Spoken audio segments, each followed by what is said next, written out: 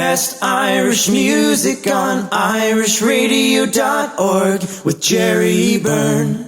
Irish in Britain, formerly the Federation of Irish Societies, is a collective of Irish organisations and individuals. Now, their common purpose is to represent the growth and well-being of our community and share experience. The website irishinbritain.org is informative, giving details about their scope. Their CEO, Brian Dalton, was appointed in May 2017, and delighted to welcome him as a guest. Brian, lovely to talk to you. Hello, Jerry. Thanks very much for having me on. A real pleasure, Brian. Now, Brian, you arrived in the UK from Waterford in 1987. We'll move on to talk about the challenging situation we find ourselves in. But it's fair to say your background in health and social care, housing support and dealing with addiction in the voluntary sector equips you well for the current role. No, absolutely. I've had a strong commitment to the values of the voluntary sector. I've worked in there for 25 years. And I suppose what you really understand is the voluntary sector is very well placed to meet the needs of local communities, and the best place to understand the needs of local communities. So it's been fantastic for me to get experience in that. And if you look at the work of our members, very much, nearly all of them are very much rooted in the community and doing community work. So we felt that we had the skills within the team and the leadership to be able to configure the organisation to meet the needs of our members. Now, on joining Irish in Britain, you spent months on the groundwork, travelling to meet members in clubs and associations and also individuals. How impressed were you with your fact finding? Well, it was a fantastic exercise for me to go and meet our membership, Jerry. I mean, I've lived in Britain as you said since 1987, but I've been pretty much based in London, so it was a great opportunity to see and meet people who run fantastic organisations all around the country. And I went to parts of the country I'd never been before. And just such huge histories, you know, big cities like Birmingham and Leeds and Manchester, Liverpool, Newcastle. And brilliant organisations, and doing fantastic work and doing brilliant volunteering. Great collaborations with local JA clubs. So it was fantastic for me, so it was a great education. And it was really good to hear what were the challenges that our membership were facing, and what we could do to help them. Indeed. Now, this informed a review of operations at Irish in Britain, including streamlining and setting up a delivery partnership with a local focus to increase effectiveness. Now, given we as a community had to go into crisis management quickly in the face of COVID, presumably it helped that you'd strengthened firm links. Yeah, well, there was a number of reasons why we streamlined how we delivered services. I mean, we're based in London, but we're very mindful that we have a national membership, and our work has a national profile. So we felt by bringing on delivery partners who had local skills and knowledge and were based around the country, and that they could meet the needs of our members on the ground and have local knowledge. So we felt that was really, really important. And to kind of decentralise the organisation from London. So we felt that was really, really useful. And it meant that we could meet members' needs very, very quickly. Clearly, when COVID came, it presented a different challenge for us. Now, we had already taken a number of steps to move a lot of our offer for our members online. There's a new website platform. We've kind of highly evolved social media platforms with digital newsletters. And so we could move move our work online pretty quickly. But having delivery partners also means the support kind of networks on the ground. So, you know, we're prepared, and I suppose our priorities remain the same. We'll need to find new ways of reaching out to our members. But really encouragingly, Jerry, we've had huge interest in our kind of regional online forums for our members. We've done regional ones for the North, Midlands, London, cultural forums. So there is a huge appetite during COVID for people to connect, and I suppose that was being one of the biggest challenges for our community, is that the opportunities to connect and come together were often denied. So the regional and webinar forums have been really, really popular. So whatever happens, we'd like to maintain the value for those and make sure that members get an opportunity to connect like that going forward. And I've spoken on air with many contacts from Irish Community Services in South East London, Luton Irish Forum, ICAP, the Council of Irish Counties, the Irish Elders Advice Network, the Irish Chaplaincy, to name a few. We cannot downplay the pandemic, but what gives hope is that all now have strategies substituting for face-to-face interaction with practical help and generosity from staff and volunteers. It typifies the Irish way, Brian. Yes, well, I mean, one of the great things that's come out of this, Jerry, and I suppose that people needed reminding, is that our sector has been hugely creative in delivering services in a new way and doing it safely. And I mean, the examples of volunteering and community support for local organisations has been absolutely fantastic. So, there's been a huge mission to make sure that nobody got left behind. And I think the sector can hold its head really high in how it's met the needs of local communities, and often they're filling in the gaps for statutory services. So I think that's been really, really heartening. It has generated a huge amount of interest for community organisations. We're fielding phone calls and requests for information from people from all over the country who want to get involved, and they see the value of local organisations. And those same organisations that have delivered so well over the last 6 months, many of them will have difficult and uncertain futures given where we are in terms of the operating environment. For many of them, fundraising and generating income from their venues has been seriously curtailed because of social restrictions. But these are really well-run organisations with good profiles. Our job is to ensure that we get as much resources and volunteer resources to them as possible. But I think they're well set, but I think the challenges are going to be considerable. And the other thing is that, we are a resilient community, Jerry. We have a history of renewal. We've done that all over the world, and we've done it here in Britain. But I think it's important to also acknowledge just the social cost and allow ourselves to grieve that this pandemic has had a huge impact on our membership, given our age profile. So we need to allow ourselves to heal and come together to build a recovery. But we're resilient, but we're not superhuman. And in the middle of all of this, we need to remember to look after each other. Indeed. So now, former London Roses Aisling Hillary and Caoimhe Gallagher, an A&E doctor and physio, joined me as guests. Now, also Aisling's sister Orla is an intensive care nurse. The Rose gave an insight into working within the NHS and the impact of COVID. Brian, the numbers of Irish people working for the NHS is vast. Yes, it is, Jerry. I mean, just to say, we're delighted that actually Hillary has volunteered for us for our Green Hearts campaign. So we have a long association with her and a fantastic job that she's doing. And it does illustrate the huge numbers of Irish people in the NHS. I mean, there's over 13,000 in the NHS England alone. So, you add in places like Scotland and Wales, it's a huge amount of people. Now, only India and the Philippines have more people and citizens working in the NHS. So we've made a huge contribution to support the recovery and the treatment of people during the pandemic. So in a way, Jerry, we're represented on both sides of it. Given our age profile, the Irish community has had its fair share and a big impact in terms of our community. But really encouragingly, we also step across the line, and we have a history of helping, a history of care, and a history of volunteering and contribution. And I think those numbers, the numbers that we're talking about in the NHS absolutely illustrate that. That's something we should be really, really proud of.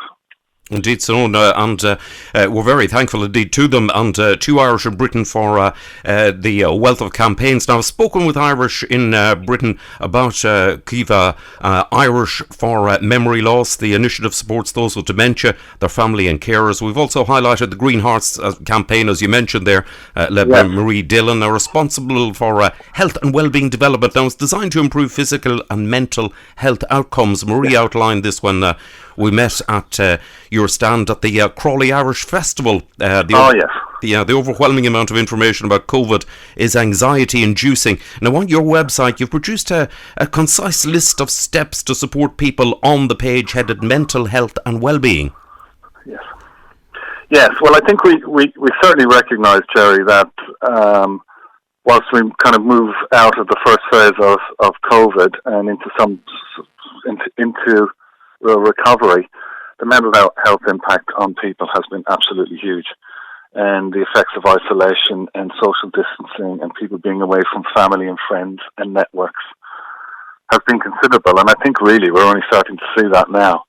So it's been long on our radar that outside of the pandemic, the incidence of mental health in the Irish community is above average. So it was absolutely the right thing for us to concentrate some time and resources in trying to build a positive network, give people the opportunity to talk about how they feel, and more importantly, the resources and signposting people to the fantastic organisations and help that's out there.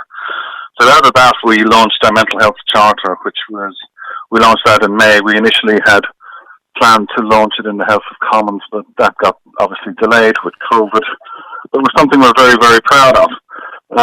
And we think it's been a big success, huge interest from our member organisations. And we're currently delivering mental health first aid training for our members up and down the country to support them to be champions and signpost people to local mental health services and be champions for positive mental health. Indeed. Now, Brian, those working in the third sector emphasise people are not alone. Now, travel restrictions are in place and people are isolated. Now, current laws relating to funerals add to the distress as honouring our dead as part of our culture. Now, we've given out details about Funeral Bridge, Irish Elders, ICAP and many more groups. Will you encourage people not to feel shy or reserved in reaching out for help or indeed just a listening ear?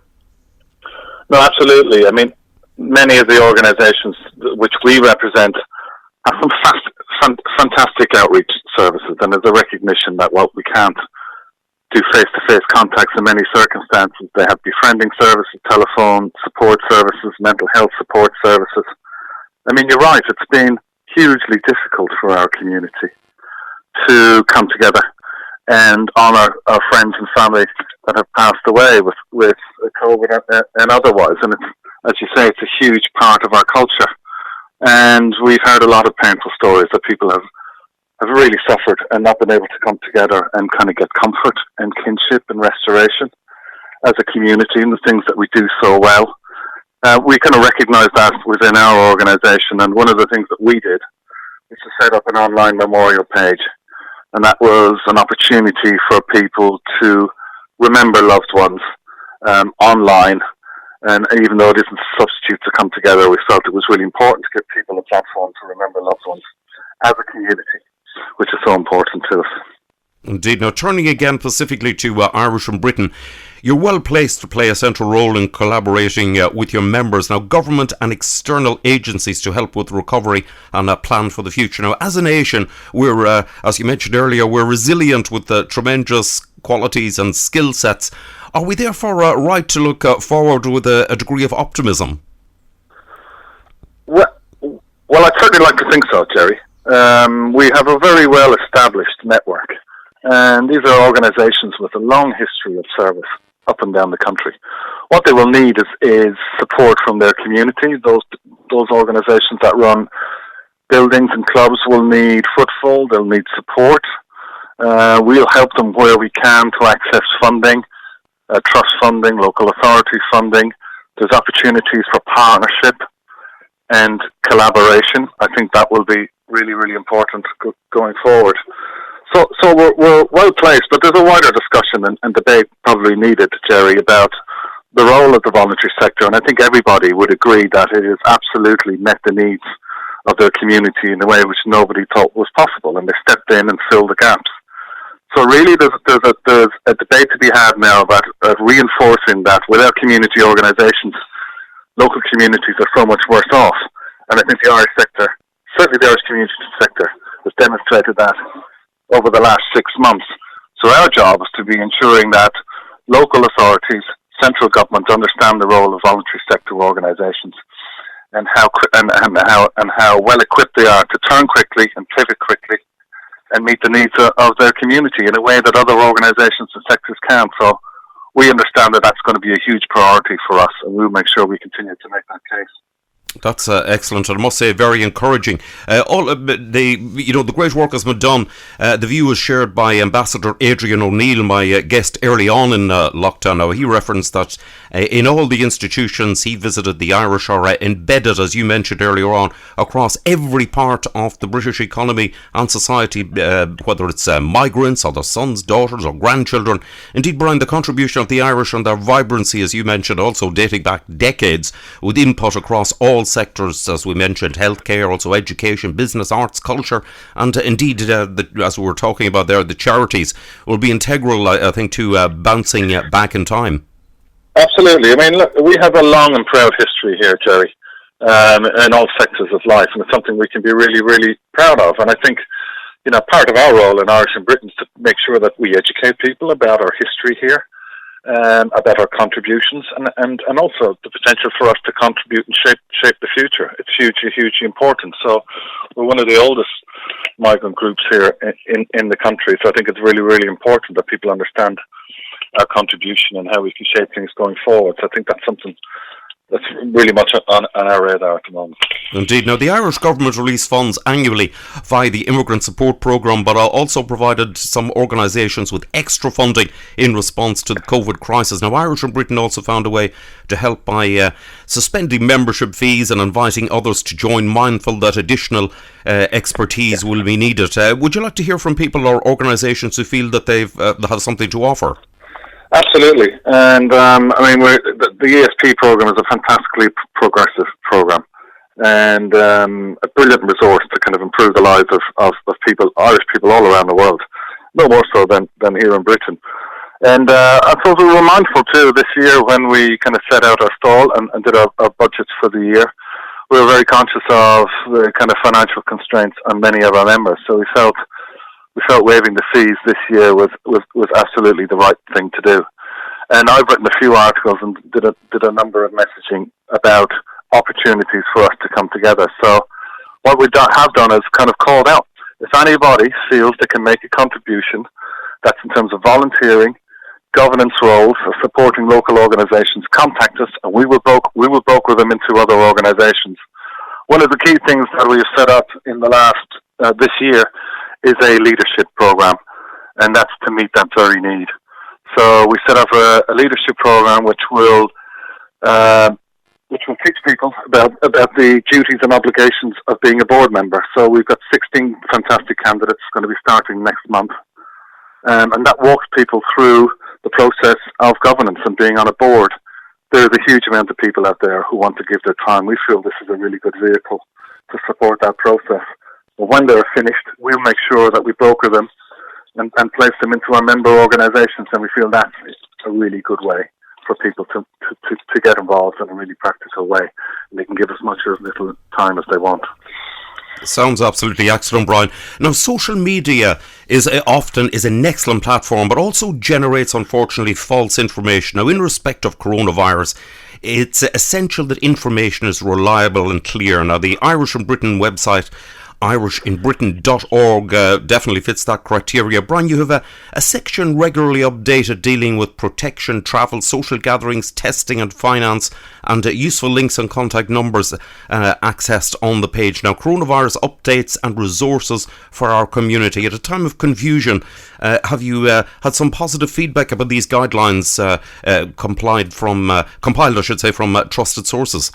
Yes, well, I suppose we're very mindful that there is, as you said, Jerry, an awful lot of conflicting information out there. So we try to ensure that we keep our messages simple and accessible. I mean, we have numerous ways of communicating to our membership. We obviously have things like Twitter and Facebook, which are hugely popular and has big support and a big profile. But we also do regular members updates and newsletters. And we're trying to make sure that the information we give out is accurate and effective. Clearly, things are changing at the moment. We've done workshops around HR, the end of furlough, guidelines and templates for returning back to work. And we like to be seen as a trusted source for our community. So we're very, very mindful of how we organise and present that information. Indeed, yes, because, to be absolutely honest, I found it astounding, some of the, fake rubbish which manages to be dissipated, and it's happening all around the world, all about the pandemic, and about masks, and about almost every aspect of the situation. It's absolutely incredible. Yes, absolutely. And we're also mindful as well, that we're supporting our community organisations with this kind of information, and we also recognise that for many of our older members of the community, digital and online resources are not necessarily applicable.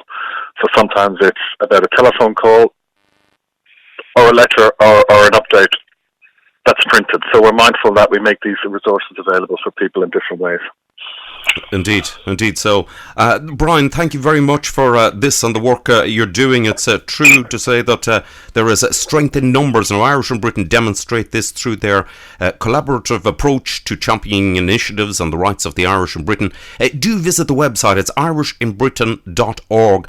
Brian, we receive your electronic newsletter, and we'll keep our listeners up to date with developments. Meanwhile, thank you very much for the informative chat about your extensive remit. That's great, Jerry, and a big hello to all your listenership. And as I said, we welcome any queries or any requests for information. Just drop a line to info@irishinbritain.org. We'll be delighted to hear from you, and we'll get back to you straight away.